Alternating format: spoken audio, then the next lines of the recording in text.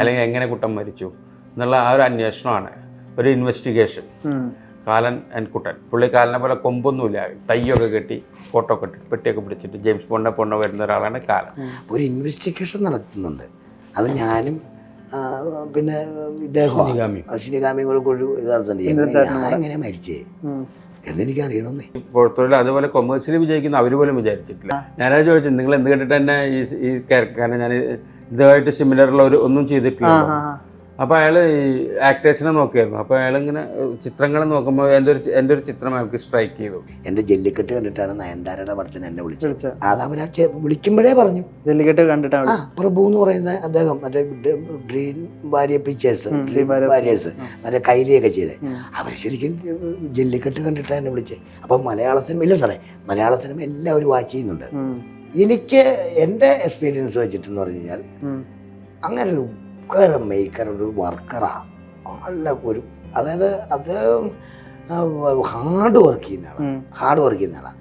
പിന്നെ അത് കൂടാതെ എന്നെ സംബന്ധിച്ചിടത്തോളം എനിക്ക് അങ്ങേരുടെ പടത്തിൽ അഭിനയിക്കുന്നതിന് എനിക്ക് നിസ്സാരമായിട്ട് എനിക്ക് അഭിനയിക്കാം. താനാനാനേ താനാനാനേ തന്നാനേ താനാനാനേ താനാനാനേ തന്നാനേ,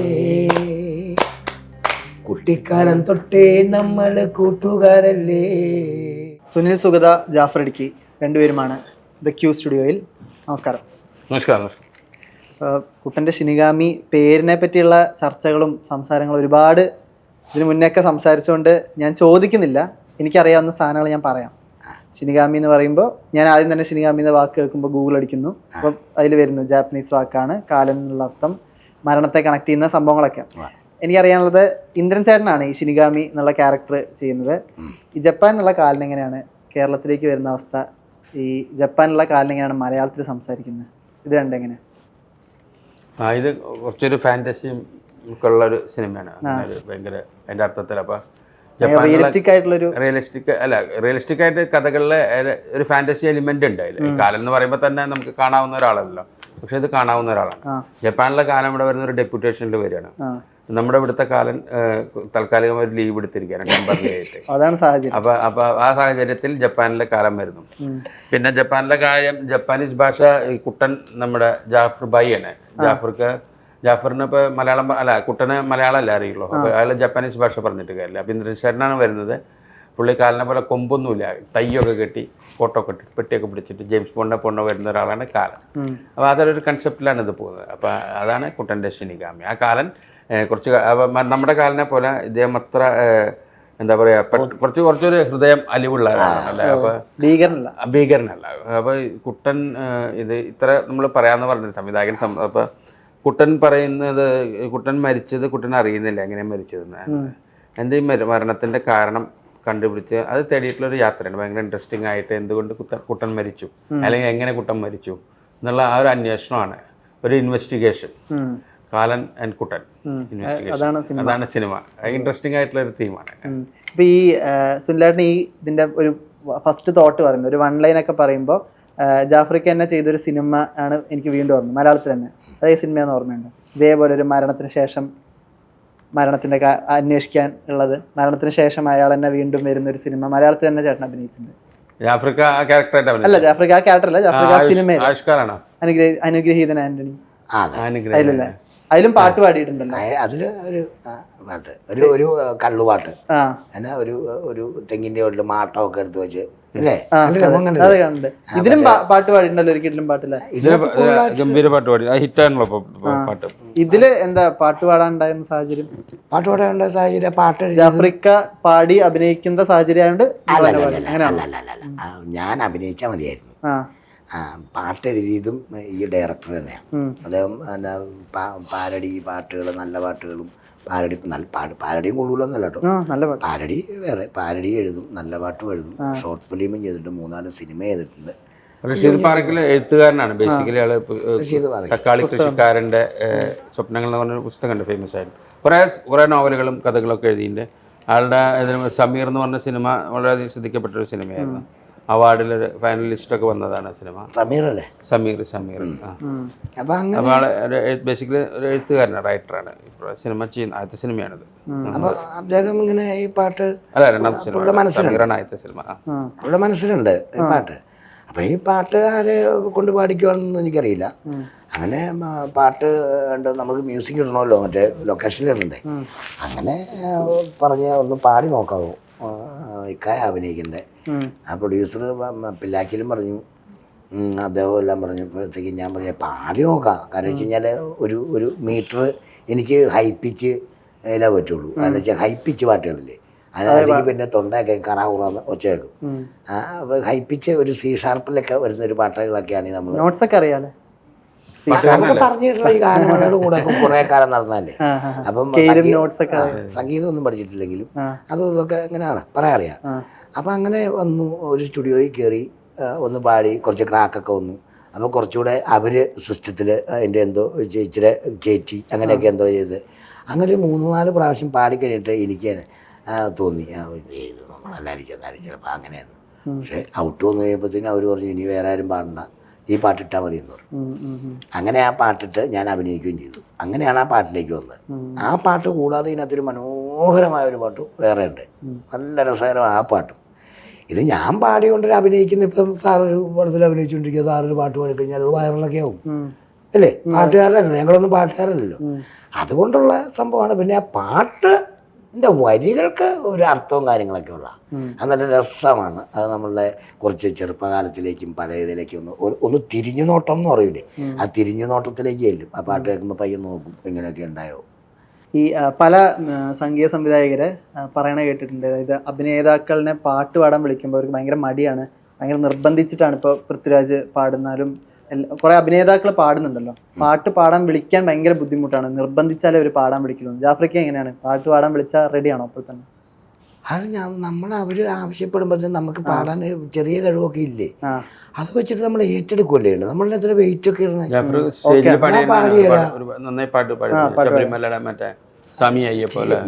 അതും ഇതൊക്കെ കാണിച്ചല്ലേ, പാട്ട് ഉച്ചര പാടും, മിമിക്രി അവതരിപ്പിക്കും, സ്കിറ്റിങ് കളിക്കും, അങ്ങനെയൊക്കെ ജീവിച്ചു പോണേ. ഞാൻ പറയുന്നത് ഒരു കഴിവുള്ള ഒരാളോടല്ലേ, എന്തേലും ചെയ്യാവുന്ന ഒരാളോടല്ലേ അത് ചെയ്യുന്ന ആൾ അഭ്യർത്ഥിക്കുള്ളൂ അല്ലേ. ഒരു കഴിവില്ലാത്ത ഒരാൾ ഒന്ന് പാട്ടേ അറിയാൻ പാടില്ല, നീ മസ്റ്റായിട്ട് പാടണമെന്ന് പറയൂ ഇല്ല. അപ്പം ഞാൻ ചോദിക്കുന്നതെന്ന് വെച്ചാൽ ഒരു പാട്ട് പാടാമെന്ന് ചോദിക്കുമ്പോഴത്തേനും ഞാൻ അല്ല അത് ശരിയാവില്ല എന്ന് പറയേണ്ട ആവശ്യമില്ല, അത് ഏറ്റെടുക്കുക ചെയ്യാന്നുള്ളൂ. ഇപ്പം ഞാൻ അഭിനയിക്കാൻ വന്നു കഴിയുമ്പോഴത്തേക്കും എനിക്കിഷ്ടമുള്ള കഥാപാത്രം മാത്രം ഞാൻ ചെയ്താൽ മതിയോ? അല്ലല്ലോ. ഒരു കാർപ്പൻ്ററെ എടുത്തേ, ഒരു കാർപ്പൻ്റർ കട്ടിൽ മാത്രമല്ല പൂട്ടുന്നത്. ഒരു കാർപ്പൻ്റർ എന്ന് പറയുമ്പോഴത്തേക്ക് ഒരു വിശ്വകർമ്മയാണ്. വിശ്വകർമാവാ. അവർ കസേര ഉണ്ടാക്കണം, കട്ടിലും പണിയണം, കതവും ഉണ്ടാക്കണം, ഇതെല്ലാം പണിയണം. കൊരണ്ടിപ്പലക എന്ന് പറയും പണ്ട്, കൊരണ്ടി നമ്മളിങ്ങനെ സ്റ്റൂളിന് പറയും, ഇത്രയും പൊക്കമുള്ള ചെറിയ പൊക്കമുള്ള. അന്നൊക്കെ നമ്മളെ ചെറുപ്പത്തിലൊക്കെ, ഞങ്ങളുടെയൊക്കെ ചെറുപ്പത്തിൽ ഈ കൊരണ്ടിപ്പലകയിൽ എന്നിട്ടാണ് എല്ലാവരും പട്ടത്തിൽ നിലത്തിരുന്ന ആഹാരം കഴിക്കില്ല, ഡൈനിങ് ടേബിളൊന്നുമില്ല. അതുവരെ ഉണ്ടാക്കണ ആളായിരിക്കണം. അപ്പോൾ വന്ന് ഡയറക്ടർ പറയുകയാണ് കട്ടിലുണ്ടാക്കാം എന്നും പറഞ്ഞിട്ട് സിനിമ വരാൻ പറ്റില്ല. നിങ്ങളൊരു കൊരണ്ടി ഉണ്ടാക്കുക എന്ന് പറയുമ്പോൾ അയ്യോ ഞാൻ കൊരണ്ടി ഉണ്ടാക്കിയല്ല, ഞാൻ സ്റ്റൂളും ഒന്നും പണിയല്ല, ഞാൻ കട്ടിൽ മാത്രമേ പണിയുള്ളൂ ഒന്നും പറയാൻ പറ്റില്ല. അയാളുടെ ചൊവ്വയനുസരിച്ച് ഡയറക്ടർ അങ്ങനെയല്ലേ വിളിക്കുന്നത്. അപ്പോൾ അവർ പറയുന്നത് ചെയ്യാൻ ബാധ്യസ്ഥനല്ലേ, അങ്ങനെ ചെയ്തു പോകുന്ന. അത് നമ്മളൊന്നും ഒരു മസാലൊന്നും വിളിക്കാറില്ല. അവർ പറയുന്നു നമ്മൾ ചെയ്തിട്ട് പറ്റിയില്ലെങ്കിൽ അവർ മാറ്റിയാലേ, അല്ല നമ്മൾ ചെയ്തു വെച്ചാൽ ഔട്ട് കൊണ്ടേ അവിടെ ഇറക്കൂ. അല്ലെങ്കിൽ ഞാൻ പാടിയത് ശരിയായില്ലായിരുന്നെങ്കിൽ വേറൊരാളെ ആവറേജ് കൊള്ളിക്കാവുന്നതുകൊണ്ട് വെച്ചു, അത് കൊള്ളിയല്ലെങ്കിൽ അവർ വേറെ ആളെ കൊണ്ട് പഠിപ്പിക്കും, ഞാൻ അഭിനയിച്ചാൽ മതി. അപ്പോൾ എൻ്റെ ഭാഗ്യം, എൻ്റെ പിള്ളേരുടെ ഭാഗ്യമാണ്, ആരുടെ ഇവരുടെ ഭാഗ്യമാണ്, എങ്ങനെയാണ് അത് ഒത്തു വന്നിട്ടുണ്ട്. ചാടിച്ചിട്ടുണ്ട്, വെളിയിൽ ഔട്ടിറക്കിയിട്ടുണ്ട്, കുറെ ഇതൊക്കെ വരുന്നുണ്ട്. കമൻസ് നല്ല അഭിപ്രായത്തിലാണ് പോണേ, നല്ല അഭിപ്രായത്തിലാണ് പോണേ. രണ്ടുപേര് പാടിക്കുള്ളത് പാടാനോ പിന്നെ അങ്ങനെ അതൊരു ഹമ്മിങ്ങിൽ കോറസും ഒക്കെ ആയിട്ട് അങ്ങനെ പോകുന്നൊരു പാട്ടാണ്. പിന്നെ മ്യൂസിക്കും കാര്യങ്ങളൊക്കെ നല്ല രസകരമായിട്ട് ചെയ്തു വെച്ചിട്ടുണ്ട്, നല്ല മ്യൂസിക്കും ഒക്കെയാണ്. ഇതും ഒരു കള്ളുകൂടി പാട്ട് പോലെയാണ്, ആഘോഷം. അവിടെ നിന്നാ തുടങ്ങണേ അല്ലേ, വേറെ അതിന്റെ പ്രശ്നക്കാരൻ അവിടെ നിന്നൊരു വലിയ പ്രശ്നമുണ്ട് ഞാൻ പറഞ്ഞ കഴിഞ്ഞ. അപ്പൊ ഇത്രേ ഉള്ളൂ. താനാനാനേ താനാനാനേ തന്നാനേ താനാനാനേ താനാനാനേ തന്നാനേ കുട്ടിക്കാലം തൊട്ടേ നമ്മൾ കൂട്ടുകാരല്ലേ, കൂട്ടും കൂടി പാട്ടും പാടി നടന്നോരല്ലേ. കുട്ടിക്കാലം തൊട്ടേ നമ്മൾ കൂട്ടുകാരല്ലേ, കൂട്ടും കൂടി പാട്ടും പാടി നടന്നോരല്ലേ. കാട്ടുമാവിൻ കൊമ്പിൽ തൂങ്ങി മറിഞ്ഞോരല്ലേ, കാട്ടുനെല്ലി തിന്നിട്ടു വെള്ളം കുടിച്ചോരല്ലേ. ടാങ്കട താനാനെ താനാനെ കൊറന്നാനേ, താനാനെ താനാനെ തന്നാനേ. എന്തോരം തെറ്റിപ്പിരിഞ്ഞാലും കൂട്ടുകൂടില്ലെന്ന് വാശി പിടിച്ചാലും പിറ്റേന്ന് നേരം വെളുക്കുമ്പോ കാണാതിരിക്കാനും പറ്റാത്തോരല്ലേ നമ്മളെല്ലാം. അങ്ങനെയില്ല പാട്ടില്ല. ഒറ്റ മനസ്സുള്ളോരല്ലേ, പിരിയാത്ത ചങ്ങാതിക്കൂട്ടമല്ലേ. താളം തൊട്ടേ നമ്മൾ കൂട്ടിലാണ് പാട്ട്. ഇനി നിങ്ങൾ അത് മറ്റേ കോറസാണ്. കോറസല്ല, കോറസില്ലാത്തതിന്റെ ഒറിജിനൽ പാട്ട് കേട്ടാൽ അങ്ങനെയാണ് ആ പാട്ട്. ഈ മോൻ കേട്ടിട്ട് ഇഷ്ടപ്പെട്ടില്ലേ? എനിക്ക് ഇഷ്ടപ്പെട്ടല്ലോ. ഞാൻ ഇത് മുന്നേ ഇത് കേട്ടിരുന്നല്ലോ. അതുപോലെ പിന്നെ ഇപ്പൊ കൊറേ ആയിട്ട് കേൾക്കുന്നുണ്ടല്ലോ അതില്. ഇല്ലേ, കുഴപ്പമില്ല, കൊള്ളാം, ഓടിക്കോളൂ. വണ്ടി ഓടൂലേ? വണ്ടി ഓടും. ഈ സുനിലേട്ടൻ എപ്പോഴും ഇപ്പോൾ റീസെന്റ് ആയിട്ടുള്ള സിനിമകളുടെ കാര്യം പറയുമ്പോൾ പോർത്തൊഴിലിന്റെ കാര്യം ഭയങ്കര എക്സൈറ്റഡ് ആയിട്ട് പറയുന്നുണ്ട്. ഈ പോർത്തൊഴിലൊക്കെ വന്ന സമയത്ത് ഈ മലയാളികൾ ഭയങ്കരമായിട്ട് വിചാരിച്ചിട്ടുണ്ടായിരുന്നല്ലോ ഈ ഇങ്ങനത്തെ റോൾ എന്തുകൊണ്ട് നമുക്ക് മലയാളത്തിലെ ഫിലിം മേക്കേഴ്സ് ആലോചിച്ചില്ല എന്നൊക്കെ. സുനിലേട്ടൻ ഈ പോർത്തൊഴിലിന്റെ ഐഡിയ ഒക്കെ കേൾക്കുന്ന സമയത്ത് ഓക്കെ ഈ സിനിമ ഒരു നാഴികക്കല്ലാവുന്നൊക്കെ ഉള്ളൊരു തോട്ട് ഉണ്ടായിരുന്നു? കാരണം ഈ അല്ല, വ്യത്യസ്തമാവുന്നു വിചാരിച്ചപ്പോ ഈ പോർത്തൊഴിൽ അതുപോലെ കൊമേഴ്സ്യലി വിജയിക്കുന്ന അവര് പോലും വിചാരിച്ചിട്ടില്ല. കാരണം ഈ സിനിമ എടുത്തിട്ട് ഒരു കൊല്ലം കഴിഞ്ഞിട്ട് അവര് ഈ വേറെ സിനിമകളൊക്കെ ഉണ്ടായിരുന്നു, വലിയ സിനിമകളൊക്കെ, അത് വെച്ചിട്ട് ഇതിപ്പോൾ അതൊക്കെ ഇരിക്കുകയായിരുന്നു. അപ്പോൾ അവര് പോലും പ്രൊഡ്യൂസറോ ഡയറക്ടറോ ഒന്നും വിചാരിച്ചില്ല ഇത്തരത്തിൽ. അവിടെ തന്നെ 75 ദിവസമൊക്കെ ഓടി ആ പടം. അത് വളരെ അങ്ങനെ ഒരു ലോ ബഡ്ജറ്റ് സിനിമയാണ്, പക്ഷെ നല്ല പ്രോഫിറ്റ് ഉണ്ടാക്കുകയും ചെയ്യും. അപ്പൊ ഈ എന്താ ചോദ്യം എന്തായിരുന്നു? അതായത് അത്ര ശ്രദ്ധിക്കപ്പെടുന്നു. അല്ല, ക്യാരക്ടർ വൈസ് എനിക്ക് ഭയങ്കരമായിട്ട് ഇംപ്രസ് എന്ന് പറഞ്ഞാൽ ഒരുപാട് നമ്മൾ അപൂർവമായിട്ട് നമുക്ക് അങ്ങനെ ഒരു ക്യാരക്ടറിന്റെ മുകളിൽ വർക്ക് ചെയ്യാൻ കിട്ടാറുള്ളൂ. കാരണം നമ്മളെ സിനിമയ്ക്ക് അവിടെ ചെല്ലുന്നു, ഷൂട്ടിംഗ് സ്ക്രിപ്റ്റ് വായിക്കുന്നു, ചെയ്യുന്നു എന്നുള്ളൂ. പക്ഷേ ഇത് ഒരു 2 മാസം മുമ്പൊക്കെ ആൾ നരേറ്റ് ചെയ്യും, അതിനെപ്പറ്റി പഠിക്കും. അതിനെപ്പറ്റി ഞാനിപ്പോൾ ഒരു സീരിയൽ കില്ലർ എന്ന് പറഞ്ഞാൽ നമ്മളങ്ങനെ കണ്ടിട്ടുള്ള ഒരാളല്ല. ഇപ്പോൾ പള്ളിയിലച്ഛനോ അധ്യാപകനോ പഞ്ചായത്ത് പ്രസിഡൻ്റൊക്കെ നമുക്ക് കണ്ട് ഫെമിലിയർ ആയിട്ടുള്ള ആളുകൾ. അപ്പോൾ അത്തരം ഒരു സ്റ്റഡിയൊക്കെ ഉണ്ടായിരുന്നു അതിൻ്റെ പിന്നിൽ. അങ്ങനെ ഒരു പ്രിപ്പറേഷൻ ഉണ്ടായിരുന്നു.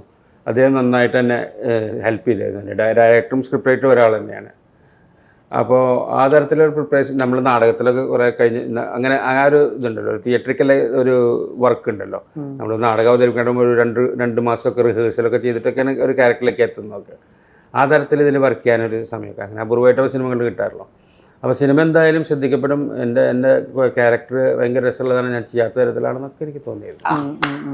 ഈ മലയാളികൾക്ക് ഒരു ഭയങ്കരമായിട്ട് ഫെമിലിയർ ആണ് നമുക്ക് സംശയമില്ല. പക്ഷെ ഇപ്പൊ വിഘ്നേഷ് രാജ പോലുള്ള ഫിലിം മേക്കർ അല്ലെങ്കിൽ ഇതിന്റെ റൈറ്ററൊക്കെ അവര് ഏത് സിനിമ കണ്ടിട്ടാണ്? അപ്പൊ അയാൾ സിനിമ കണ്ടിട്ടില്ല, എന്നെ കണ്ടിട്ടില്ല. ഞാനത് ചോദിച്ചു, നിങ്ങൾ എന്ത് കണ്ടിട്ട് തന്നെ ഈ ക്യാരക്ടർ, കാരണം ഞാൻ ഇതുമായിട്ട് സിമിലറുള്ള ഒന്നും ചെയ്തിട്ടില്ല. അപ്പോൾ അയാൾ ഈ ആക്ടേഴ്സിനെ നോക്കിയായിരുന്നു. അപ്പോൾ അയാളിങ്ങനെ ചിത്രങ്ങൾ നോക്കുമ്പോൾ എൻ്റെ ഒരു ചിത്രം അയാൾക്ക് സ്ട്രൈക്ക് ചെയ്തു. അപ്പോഴാണ് ആൾ നോക്കുന്നത്. അപ്പോൾ അയാൾ എന്നെ നേരിട്ട് വിളിക്കുക ചെയ്തത്. അയാൾ അങ്ങനെ സിനിമ കണ്ടിട്ടില്ല. എൻ്റെ ഇടയ്ക്ക് ഒരു പക്ഷേ പണ്ടത്തെ സിനിമ കണ്ട ഇടയ്ക്ക് അങ്ങനെ ഞാൻ തന്നെ അത് കഴിഞ്ഞിട്ട് വിളിച്ച് സംസാരിച്ച് കഴിഞ്ഞപ്പോൾ നമ്മുടെ ഒരു വേവ് ലെങ്ത്തുള്ള ആൾ, നമുക്ക് സംസാരിച്ചറിയാലോ, പെട്ടെന്ന് തന്നെ നമ്മൾ സിങ്കായി. പിന്നെ കുറേ ദിവസം അതിനെ പറ്റി ഡിസ്കഷനും കാര്യങ്ങളൊക്കെ ഉണ്ടായിരുന്നു. അപ്പോൾ അയാൾ ഒരു ചിത്രം കണ്ടതാണ് എൻ്റെ ഒരു വേറെ സിനിമയിൽ അപ്പിയറൻസിനെ നോക്കിയിട്ട് പിന്നെ ആൾ സംസാരിച്ചപ്പോൾ പിന്നെ അതാണ് ഡയറക്ടേഴ്സ് ബ്രില്യൻസ് എന്ന് പറയുന്നത്. ഇദ്ദേഹത്തിനെ കൊണ്ട് ഇത് ചെയ്യിപ്പിക്കാന്ന് അയാളുടെ ഒരു ഐഡിയ. തമിഴിൽ നിന്ന് ഇത് ഭയങ്കര സർപ്രൈസ് ഹിറ്റ് ആയിരുന്നല്ലോ ഇത്. അതുപോലെ നമ്മള് ഇപ്പൊ കേരളത്തിൽ പോലും ഇത്ര ഹിറ്റ് ആവുമെന്ന് നമ്മൾ പ്രതീക്ഷിക്കുന്നില്ലല്ലോ. പക്ഷെ അവിടുന്ന് അങ്ങനെ ഒരു ഫീഡ്ബാക്ക് ആരെങ്കിലും സ്റ്റാർസും അങ്ങനത്തെ ഫിലിം മേക്കേഴ്സ് അങ്ങനെ ഫീഡ്ബാക്ക് ഉണ്ടായിരുന്നു? കാരണം ഇത്രയും ഹിറ്റ് ആയ സ്ഥിതിക്ക്. അല്ല, എനിക്ക് അങ്ങനെ വിളിച്ചിട്ടൊന്നുമില്ല. ആളുകൾ വിളിച്ചിരുന്നു. ആദ്യത്തെ ദിവസം തന്നെ എനിക്ക് ഇതിൻ്റെ ഒരു പ്രിവ്യൂ ഷോ ഉണ്ടായിരുന്നു. അപ്പോൾ പ്രിവ്യൂ അവിടെ ഈ സിനിമ റിലീസ് ചെയ്യുന്നതിന് മുമ്പ് ഒരു പ്രിവ്യൂ ഉണ്ടായിരുന്നു. അത് കഴിഞ്ഞിട്ട് ഞാൻ അത് കണ്ടിട്ട് ഞാൻ പരിചയമില്ലാത്ത തന്നെ ജേർണലിസ്റ്റുകളെ അവിടുത്തെ കുറേ ആളുകൾ എന്നെ വിളിച്ചു, ഭയങ്കരമായിട്ട് നന്നായിട്ട് എന്നൊക്കെ പറഞ്ഞിട്ട്. അപ്പോൾ ആ തരത്തിൽ കുറേ ഫീഡ്ബാക്ക് കിട്ടിയായിരുന്നു. ഇപ്പോഴും നമ്മൾ ചെല്ലുമ്പോഴും ആളുകൾ ഇങ്ങനെ മനസ്സിലാവുന്നുണ്ട്. ചിലർക്ക് സംശയമാണ്. ഇപ്പോൾ കുറച്ച് ദിവസമായില്ലേ സിനിമ ഇറങ്ങിയിട്ട്, അപ്പോൾ ഇപ്പം ചെല്ലുമ്പോൾ ചെറിയൊരു സംശയം, എന്നാലും ഒരുപാടൊക്കെ റെക്കഗ്നൈസ് അതേ ആളാണോ അതേ ആളാണ്. സിനിമ ഇറങ്ങിയ സമയത്ത് ഞാൻ ആ വഴിക്ക് പോയിരുന്നില്ല. സിനിമ ഇറങ്ങിയപ്പോൾ ഒരു തരത്തിലും ഞാൻ പബ്ലിസിറ്റിയോ ഇതേപോലത്തെ പ്രൊമോ ഒക്കെ അവരെല്ലാവരും ചെയ്തായിരുന്നു. ശരത് കുമാർ സാറും മറ്റേ അശോക് സാർ അവരെല്ലാം ഭയങ്കര ഇവിടെ വന്ന് കേരളത്തിൽ ഓടുന്നു പറഞ്ഞു. അതെ, ഇങ്ങോട്ട് വരരുത്, സിനിമ തുടങ്ങാനായിട്ട് മുമ്പേ പറഞ്ഞിരുന്നു അവര്. നിങ്ങൾ ഇതിലൊരു സർപ്രൈസ് എലിമെന്റാണ്, നിങ്ങളുടെ പബ്ലിസിറ്റിയിലോ പോസ്റ്ററിലോ എവിടെ ഉണ്ടായിരിക്കില്ല, സിനിമ ഉണ്ടാവില്ല. അപ്പൊ സിനിമ വന്ന് ഓടിപ്പോയി OTT റിലീസായതിനു ശേഷമാണ് ഞാൻ അതിനെപ്പറ്റി സംസാരിച്ചത്. അപ്പൊ ജാഫ്രിക്ക, ഈ കുട്ടന്റെ ശിനിഗാമി നമ്മൾ ഈ മരണം, കാലൻ ഇതൊക്കെ പറയുമ്പോൾ ചിലപ്പോൾ ആൾക്കാർക്ക് ഒരു ഭയങ്കര ഭീതിജനകമായിട്ട് അങ്ങനത്തെ ഒരു ഇതാണ്. പക്ഷെ അങ്ങനത്തെ മൂടേ അല്ലല്ലോ, ഭയങ്കര നർമ്മപ്രദമായിട്ട് കോമഡി എന്നുള്ള രീതിയിലാണ് അതിന്റെ കാര്യം. അത് ആ ഭീകരത ഉണ്ടായിരിക്കാൻ വേണ്ടിയാണ് ഈ ജപ്പാൻ വരെ പോയത്. ഭീകരത ഉണ്ടാകാതിരിക്കാൻ അത് വെച്ച് കഴിഞ്ഞാൽ കുട്ടന്റെ കാലം എന്നൊക്കെ പറഞ്ഞിട്ട് ഒരു പടം ഇറങ്ങി കഴിഞ്ഞാൽ പിള്ളേരെ കൊണ്ടൊന്നും അപ്പൊ അങ്ങനെ വന്ന് ചർച്ചയുണ്ട് ഇതിന്. അവര് ചർച്ച ചെയ്ത് അവര് നമ്മൾ നടന്മാരല്ലേ, അപ്പോൾ അവര് ഇങ്ങനെ ചോദിച്ചു, ഞങ്ങളോടൊക്കെ സൈഡിൽ കൂടെ ചോദിച്ചു, ഇങ്ങനെ ഇട്ടാ അങ്ങനെ അവരെങ്ങനെയൊക്കെ കണ്ടുപിടിച്ച് കഴിഞ്ഞിട്ട് ഇത് അങ്ങനെയാണ് ജാപ്പനീസ് ഭാഷ ഈ ഷിനിഗാമി വന്നത്. അപ്പോൾ കുട്ടന്റെ ഷിനിഗാമി ഇതിനകത്തെന്ന് പറഞ്ഞാൽ ഇത് പേടിക്കുകയും ചെയ്യണ്ട, ഒന്നും ചെയ്യണ്ട, ഒരു അനാവശ്യ വാക്കില്ല. ഒരു കുടുംബത്തിൽ നിന്ന് ആദ്യം ചെന്ന് ടെസ്റ്റ് ചെയ്യാൻ സിനിമ കാണാൻ പോകണ്ട. അച്ഛൻ ചിലപ്പോൾ പോയി കണ്ടു കഴിഞ്ഞിട്ട് ഒരു ആ പടം കാണാൻ പോകണ്ട എന്ന് പറഞ്ഞാൽ ഹൈ റേഞ്ചിലൊക്കെ ഉള്ള ആൾക്കാർ പോവുകയില്ല, മക്കളും പെണ്ണുമ്പിള്ളൊന്നും പോകില്ല. അല്ലെങ്കിൽ മൂത്ത ആങ്ങളെ പോവും ആ വീട്ടിലുണ്ടെങ്കിൽ, അത് ചെന്ന് കഴിഞ്ഞിട്ട് നമുക്ക് പിള്ളേ ഇത് പോകാൻ പോകണ്ട അച്ഛ അങ്ങനെയൊക്കെ. അങ്ങനെയാണ് ഒരു ആ കൾച്ചറിൽ പോയിക്കൊണ്ടിരിക്കുക സിനിമയൊക്കെ ഞങ്ങളുടെ നാട്ടിലൊക്കെ. പക്ഷെ ഇതിനകത്തൊന്നും ചിന്തിക്കേണ്ട ആവശ്യമില്ല. നിങ്ങളുടെ ഏത് കൊച്ചു പിച്ചടക്കം പെണ്ണ് പെടക്കോഴി എല്ലാത്തിനും പോയി കാണാൻ പറ്റിയ ഒരു സിനിമയാണ്. ഇതിനകത്ത് ഒരു ഹ്യൂമർ ടച്ചോടുകൂടി പോകുന്ന പടത്തിനകത്ത് ചില സ്ഥലങ്ങളിലൊന്ന് കണ്ണ് നിറയുന്ന ഒരു സംഭവങ്ങൾ വരും. പിന്നെ ആ പൊടി പാർന്ന അടിയുണ്ട്, നല്ല സ്റ്റണ്ടുണ്ട്, നല്ല വാസനൊക്കെ. അല്ല എൻ്റെ ഞാനടിച്ചാൽ പോയി. അപ്പോൾ എൻ്റെ കൂട്ടുകാരനുണ്ടത് അഷറഫുള്ളാക്കിലാണ്, അദ്ദേഹം എൻ്റെ കൂട്ടുകാരനായിട്ട് ചെയ്യുന്നുണ്ട്, അയാളാണ് പ്രൊഡ്യൂസറും. പിന്നെ അതിനകത്ത് നല്ല ഗാനങ്ങൾ, പിന്നെ ചിന്തിക്കാൻ പറ്റിയ കുറച്ച് ചിന്തിക്കാം. ഈ പടം കണ്ടുകൊണ്ടിരുന്ന നിയമത്തിന് ഇങ്ങനെയൊക്കെയാണോ ഒരാൾ മരണപ്പെട്ട് കഴിഞ്ഞാൽ ആ വീട്ടിലത്തെ അവസ്ഥ, അല്ലെങ്കിൽ ആ കരയിലെ അവസ്ഥ, ആ സമൂഹത്തിലൊക്കെ ഉള്ള അവസ്ഥ എന്നൊക്കെ പറഞ്ഞിട്ട് അങ്ങനെ ഒരു ചിന്താതി. പിന്നെ ഒരു ഇൻവെസ്റ്റിഗേഷൻ നടക്കേണ്ട ഇതിനകത്ത്. ആ ഇൻവെസ്റ്റിഗേഷൻ ആരാ എന്താന്നുള്ള കാര്യം എന്ന് വെച്ചാൽ സിനിമയെ കാണാം. നമ്മളിപ്പോൾ അത് പറഞ്ഞു കഴിയുമ്പോഴത്തേന് പിന്നെ ആൾക്കാർ മനസ്സിലാക്കാറില്ല. അപ്പോൾ ഒരു ഇൻവെസ്റ്റിഗേഷൻ നടത്തുന്നുണ്ട്. അത് ഞാനും പിന്നെ ഇദ്ദേഹം ഷിനിഗാമിയും കൂടെ ഇത് നടത്തുന്നുണ്ട്. ഞാൻ എങ്ങനെ മരിച്ചേ എന്നെനിക്ക് അറിയണമെന്നേ. 10-18 മണിക്കൂർ കഴിയുമ്പോൾ എന്നെ കൊണ്ട് അടക്കും, എൻ്റെ ബോഡി എടുത്തുകൊണ്ട് അടക്കുന്നു, കബറടക്കം ചെയ്യും. അപ്പം പിന്നെ ഈ അടക്കി കഴിഞ്ഞ് കഴിഞ്ഞാൽ പിന്നെ ഇല്ല.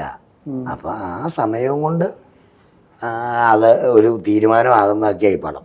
അപ്പം ആരാ എന്ത് ചെയ്തു, ഇങ്ങനെ ഇതൊക്കെയാണ് അതിൻ്റെ സംഭവം. ആ മൊത്തത്തിൽ ഇങ്ങനെ പറയുന്നില്ല. അപ്പം എല്ലാം കുറേശ്ശെ ഉണ്ട്. പിന്നെ ഇതിനകത്ത് ഒരു ഭയങ്കര നടന്മാരെന്നൊക്കെ പറയുന്നത്, ഞങ്ങൾക്ക് ഏറ്റവും വലിയൊരു നടൻ ഇതിനകത്ത് ഞങ്ങൾക്ക് കിട്ടിയേക്കുന്നതെന്ന് പറഞ്ഞാൽ ഇന്ദ്രൻസേട്ടനാണ്. അപ്പോൾ ഇന്ദ്രൻസേട്ടൻ ഈ ഇൻ്റർവ്യൂവിൽ വരേണ്ടതാണ്, എല്ലാ ഇൻ്റർവ്യൂവിലും പങ്കെടുക്കാനിയാന്നൊക്കെ നമ്മളോട് പറഞ്ഞാൽ അദ്ദേഹത്തിൻ്റെ മകൻ ഇന്നലെയും വിളിച്ചിട്ട് പറഞ്ഞു, അച്ഛൻ റോഡ് മാർഗമാണെങ്കിലും വരും, പിന്നെ ഫ്ലൈറ്റിൽ. അപ്പം അദ്ദേഹവും ഇതുപോലെ തമിഴിൽ ചെന്ന് പെട്ടേക്കാം. അപ്പം സാറിനറിയാം, തമിഴിൽ ചെന്ന് പെട്ട് കഴിഞ്ഞാൽ കറക്റ്റ് ചാർട്ടായിരിക്കും. മലയാളം ആർട്ടിസ്റ്റ് ചെന്ന് കഴിയുമ്പോൾ എല്ലാം മലയാള സിനിമ ഇപ്പം തമിഴ് കാണും, അവർ കാണും. അങ്ങനെ കണ്ടിട്ടാണ് എനിക്ക് എൻ്റെ ജല്ലിക്കെട്ട് കണ്ടിട്ടാണ് നയൻതാരയുടെ പടത്തിന് എന്നെ വിളിച്ചത്. അത് അവർ വിളിക്കുമ്പോഴേ പറഞ്ഞു ജല്ലിക്കെട്ട് കണ്ടിട്ടാണ്. പ്രഭു എന്ന് പറയുന്ന അദ്ദേഹം മറ്റേ ഡ്രീം വാരിയ പിക്ചേഴ്സ്, ഡ്രീം വാരിയേഴ്സ് മറ്റേ കൈലിയൊക്കെ ചെയ്തേ, അവർ ശരിക്കും ജല്ലിക്കെട്ട് കണ്ടിട്ടാണ് എന്നെ വിളിച്ചത്. അപ്പം മലയാള സിനിമ ഇല്ല സാറേ, മലയാള സിനിമ എല്ലാവരും വാച്ച് ചെയ്യുന്നുണ്ട്, മനസ്സിലായി. അപ്പം അവിടെ ഇന്ദ്രൻസേട്ടന് ഊരി വരാൻ നിവൃത്തിയില്ല. കാര്യം കറക്റ്റ് ചാർട്ടായിരിക്കും. നമ്മുടെ ഇവിടെ ഒന്ന് പറഞ്ഞ് രക്ഷപ്പെട്ടു, അയ്യോ ഞാൻ എനിക്കൊരു കാര്യമുണ്ടെന്ന് പറയും വിടും. അവിടെ കറക്റ്റ് ചാർട്ടാ, അല്ലെ അവരാ ചാർട്ട് പൊളിക്കൂല അങ്ങനെ. അപ്പം അങ്ങനെ അവിടെ പോയി അവിടെ ചോദിച്ചപ്പോൾ വിടാൻ സാറെന്ന് പറഞ്ഞാൽ ചിലപ്പോൾ ഷൂട്ട് ആരെങ്കിലും വരാതെ എന്തെങ്കിലും പറ്റിക്കാണ് അവിടെ വരാൻ പറ്റാതെ വന്നു. റോഡ് മാർഗം ഞാൻ എത്താമെന്ന് അദ്ദേഹം പറഞ്ഞു. പക്ഷെ ഞങ്ങൾ ഈ പടം ഇറങ്ങി കഴിഞ്ഞിട്ട് ഇൻ്റർനെറ്റ് നിങ്ങളുടെ മുമ്പിൽ വരും. അപ്പോൾ ഇപ്പം നമുക്ക് അങ്ങനെയാണ്. അപ്പം അതുകൊണ്ട് അങ്ങേരും വരണ്ടായിരുന്നു. അപ്പം ഇത് വെച്ചങ്ങ് താളിച്ചു. അപ്പം ഞങ്ങൾക്ക് ഏറ്റവും വലിയ നടൻ അദ്ദേഹമാണ്. പിന്നെ ഞാൻ അതിൻ്റെ കൂടെ കുട്ടനായിട്ട് അഭിനയിക്കുന്നുണ്ട്. പിന്നെ ഇദ്ദേഹമൊക്കെ ചെറുപ്പത്തിലേ തൊട്ടുള്ള ചെറുപ്രായമുണ്ട്, വയസ്സിന് ഞങ്ങളുടെ പ്രായമുണ്ട്, എല്ലാമായിട്ട് ഞങ്ങൾ കുറേ കുഞ്ഞു കുഞ്ഞു ആർട്ടിസ്റ്റുകളൊക്കെ വെച്ച് ചെയ്തൊരു കുഞ്ഞു പടം ആണ്. അതൊരു വലിയ പടമാണ്. അതൊന്ന് കാണുക എന്ന് അഭ്യർത്ഥിക്കാൻ നമുക്ക് പറ്റുള്ളൂ. കാണണം, ഞങ്ങളുടെ പടമൊക്കെ കാണണ്ടേ.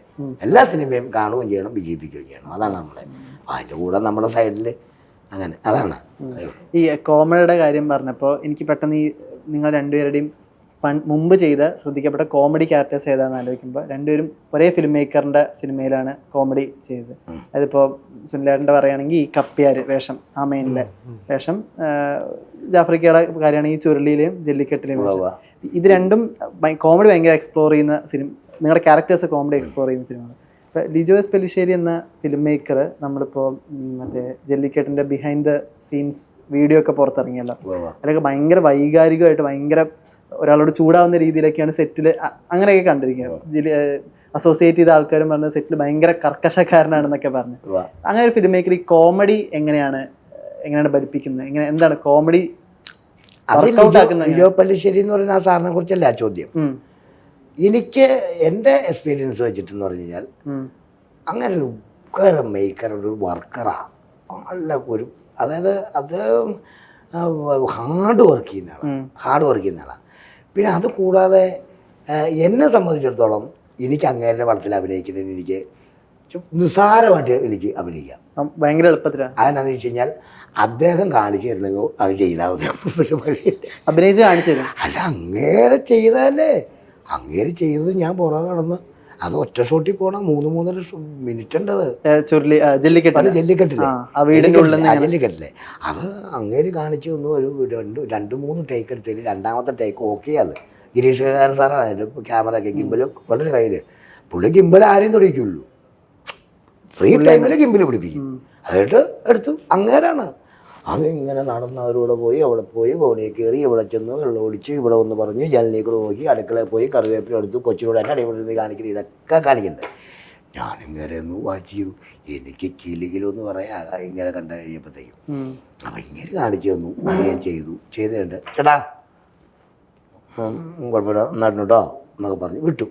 ആ വിട്ട് കേട്ട് അതുപോലെ ചുരുളിയിൽ വിളിച്ച് രാത്രി ചെന്നു. ഒരു സ്ഥലത്തുനിന്ന് ചെന്നു. രാത്രി ഒത്തിരി താമസിച്ചത്. ഒരു 3 മണിയായി. ഞാൻ അവിടെ കുളമാവെന്ന് പറഞ്ഞ സ്ഥലത്ത് കാനനം റെസ്റ്റോറൻറ്റിലാണ് ഇതൊക്കെ. അപ്പോൾ എൻ്റെ വീടിൻ്റെ 20 മിനിറ്റേ ഉള്ളൂ ഈ തൊടുപുഴ എന്ന് പറയുന്ന സ്ഥലത്ത് നിന്ന്, ഉടുമ്പന്നൂർ തന്നെ ഞാൻ താമസിക്കുന്ന അടുത്തുനിന്ന് ഒരു 20 മിനിറ്റ് എന്ന് ചുരുളിയുടെ സെറ്റിൽ ചെല്ലും.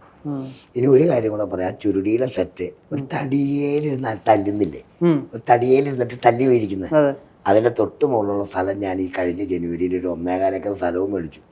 ഞാൻ കുറച്ച് വിലയൊക്കെ ഉള്ളൂ. അപ്പോൾ ചുരുളിയുടെ ഒരു സെറ്റിൻ്റെ ഒരു കഷ്ണം ഞാൻ മേടിച്ചു. എൻ്റെ ജീവിതത്തിൽ എന്തെങ്കിലും ഉപ്പുകുന്ന്, നമ്മുടെ വെള്ളിമൂങ്ങൊക്കെ പിടിച്ച അവിടെ അതിൻ്റെ അടിവശത്താണ് നടക്കണത്. അപ്പം ഇങ്ങനെ ഈ സഞ്ചിയായിട്ട് ഇങ്ങനെ ഇറങ്ങി കഴിഞ്ഞിട്ടുണ്ടെങ്കിൽ ഒരു ദിവസം 5 മണിക്കാണ് ഉച്ചക്കത്തെ ബ്രേക്ക് പറഞ്ഞത്. അതെല്ലാവരും ഉണ്ട്. ജോജു ഉണ്ട്, സൗബിനുണ്ട്, ചെമ്പനുണ്ട്, ഞാനുണ്ട്, ലുക്കുണ്ട്. ഇവരെല്ലാവരും കാട്ടിൽ കൂടെ ഇങ്ങനെ നടന്നങ്ങ് പോയി. മഴ, ഭയങ്കര മഴയും തോട്ടപ്പുഴും ഇതോടെ ഇതുണ്ട്. ഇതൊക്കെ കടിച്ച് പൊട്ടിച്ച് വെച്ചാണ്. ഇതെല്ലാം കടിച്ച് പൊട്ടിച്ച് ഇങ്ങനെ പോയി. ഞങ്ങൾക്കും വിശക്കുന്നില്ല, ബ്രേക്കും പറയുന്നില്ല. 5 മണിയായപ്പോൾ ഉച്ചക്കത്തെ ബ്രേക്ക്. അപ്പം അതെന്നാ കാരണം? അതാണ് അങ്ങനെയൊക്കെ വിചാരിച്ച പോലെ കാലം ഇങ്ങനെ പോവാത്തപ്പോഴാണ് ചൂടാവുന്നതും അങ്ങനെ ആവുന്നത്. അങ്ങനെ ഒരു കാര്യം ചെയ്യും. അങ്ങനെ അത് ആർട്ടിസ്റ്റുകളെ. പിന്നെ പുള്ളിയുടെ ഒരു പ്രത്യേകത എന്ന് പറഞ്ഞു കഴിഞ്ഞാൽ, അങ്ങേര് ഒരു പടം പിടിക്കുമ്പം അങ്ങനെ ഏതെങ്കിലും പണി, ഇപ്പം ജോലി ഇല്ലാതിരിക്കുന്ന പഴയ ആർട്ടിസ്റ്റുകളില്ലേ, ഏത് പടം എടുത്തു, ചുരുളി എടുത്തു, അവന് ജല്ലിക്കെട്ടെടുത്തു. ഇപ്പോൾ എടുത്ത പടം ഞാൻ പടം കാണുന്ന ആളല്ല, കാണാറില്ല. അപ്പോൾ ഇപ്പോൾ എടുത്ത് മമ്മൂക്ക, ലാലേട്ടനൊക്കെ പടം എടുത്തില്ലേ, ഇതിനകത്തൊക്കെ അങ്ങനെ ആ ഒരു മര്യാദ അത് നോക്കി കണ്ടുപിടിക്കും. ജോലി ഇല്ലാതിരിക്കുന്ന പഴയ നടന്മാരെ വിളിച്ച് 1-2 പേരെ വിളിച്ചിട്ട് അങ്ങനെയൊക്കെ അത് കൊടുക്കും. എന്നിട്ട് അവിടെ കിടന്നിട്ട് എന്തെങ്കിലും തെറ്റിച്ചിട്ടുണ്ടെങ്കിൽ വല്ലാതെ ഇച്ചിരി ഒന്ന് വയലൻ്റായി പറയും. എന്താ നിങ്ങൾക്ക് അഭിനയിക്കാൻ അറിയാൻ പാടില്ല, ഇങ്ങനെയൊക്കെയാണ് കാണിക്കുന്നതെന്ന് പറഞ്ഞിട്ട്. അപ്പോൾ പറഞ്ഞു കഴിയുമ്പോൾ ഒരു പ്രയാസം വരികയല്ലേ. അപ്പം നമ്മൾ എപ്പോഴേലും നോക്കുവാണെങ്കിൽ ഒരു പോർഷനിൽ അങ്ങേര് നിന്നിട്ട് പറയും, ചേട്ടാ ചേട്ടനൊക്കെ നല്ല അഭിനയിക്കാൻ അറിയാലോ, അപ്പോൾ ചേട്ടനൊക്കെ ഇപ്പോൾ അഭിനയം അങ്ങനെ കാണിച്ചാലോ, ദൈവത്തിൽ ഒന്നാമത് അതുകൊണ്ട് ചേട്ടനെ ഇഷ്ടപ്പെട്ടുകൊണ്ട് വിളിച്ചേട്ടാന്ന് അങ്ങനെയും കാണിക്കുന്ന ആളാണ്. അതായത് അവിടെ അനുഭവിച്ചാലേ അറിയാൻ പറ്റുള്ളൂ എന്ത് രസമാണെന്ന് പറയും. പക്ഷേ കാര്യം മുഖത്ത് നോക്കി പറയും. അതുകൊണ്ട് അങ്ങേരാരായി മുഖത്ത് നോക്കി കാര്യം പറയണ്ടേ, അല്ലാതെ മനസ്സിൽ വെച്ചോണ്ടിരുന്നിട്ട് കാര്യമുണ്ടോ?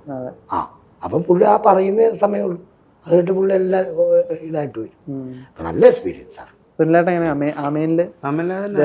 രാത്രിയൊക്കെ പോവും. രാത്രിയിലാണ് എനർജി വരുന്നത്. കൂടുതൽ നമ്മൾ അങ്ങനത്തെ ഒരാള് അവിടെ തലപ്പത്ത് നിൽക്കുമ്പോൾ പിന്നെ നമുക്ക് അതിൻ്റെ ഒപ്പം നിൽക്കാൻ തന്നെ പറ്റുള്ളൂ. കാരണം നമ്മളും ഇൻസ്പയർ ചെയ്യുന്നതാണ്. അയാളുടെ ഡെഡിക്കേഷൻ കാണുമ്പോൾ ഒരാൾ അത്ര ഡെഡിക്കേറ്റഡ് ആയിട്ട് അത്ര സിൻസിയറായിട്ട് അത് ഫോളോ ചെയ്യുമ്പോൾ അപ്പോൾ അത് നമ്മൾ ഇപ്പോൾ അയാൾക്കൊരു ഇൻട്രസ്റ്റ് ഇല്ലാത്ത ഒരാളുടെ തലത്തിൽ എന്ന് പറഞ്ഞാൽ നമ്മൾ ലൂസാവും. അപ്പോൾ അത് സ്വാഭാവികമായിട്ട് വരുന്ന കാരണം നമുക്ക് ഒരു പാഷൻ ഉണ്ടല്ലോ അഭിനയത്തോട് കൂടിയിട്ട്. അപ്പോൾ അങ്ങനെ ഡെഡിക്കേറ്റ് ചെയ്തിട്ട് നമ്മൾ ലൂസാവില്ല, നമ്മളങ്ങനെ ലൂസാവാൻ തോന്നില്ല. അപ്പോൾ അത് സ്വാഭാവികമായിട്ട് സംഭവിക്കുന്ന ഒരു പ്രോസസ്സ് തന്നെയാണ്. സുഖമാണ് അഭിനയിക്കാൻ. ശരിക്കും പറഞ്ഞാൽ രസം തന്നെയാണ് ഉള്ളത്.